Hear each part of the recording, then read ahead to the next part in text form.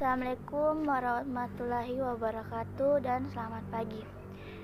Perkenalkan, nama saya Fitri Sialois, Prodi S1 Keperawatan. Pada hari ini saya akan bawakan materi kerangka tulisan dan jenis-jenis tulisan. Kita akan bahas kerangka tulisan.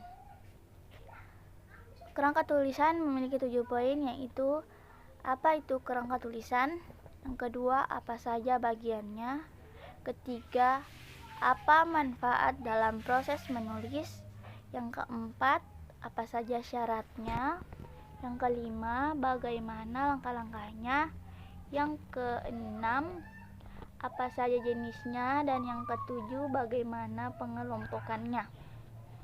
Yang pertama, apa itu kerangka tulisan?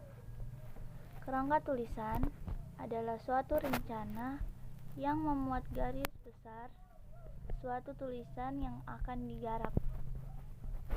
Yang kedua, apa saja bagiannya?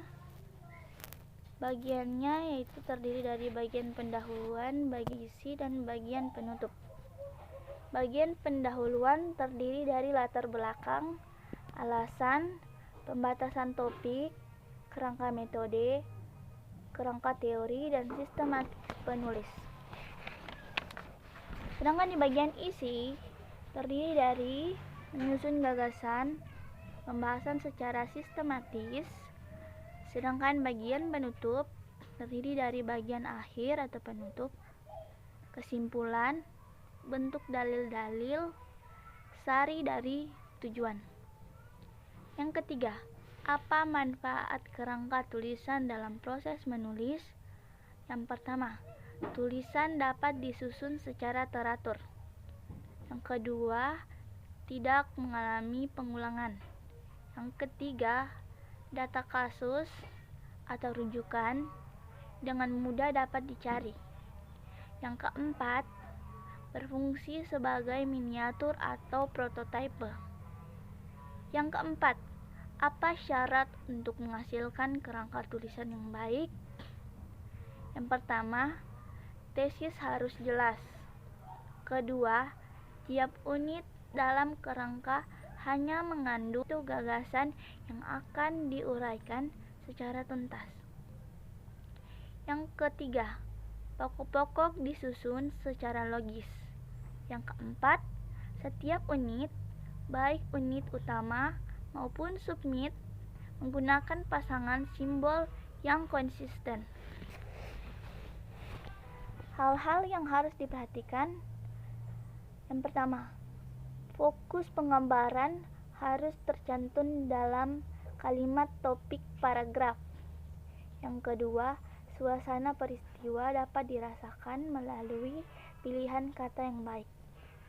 Yang ketiga, pengembangan paragraf dilakukan secara efektif, masuk akal atau logis, diperkirakan dan dirancangkan dengan cermat dan teliti.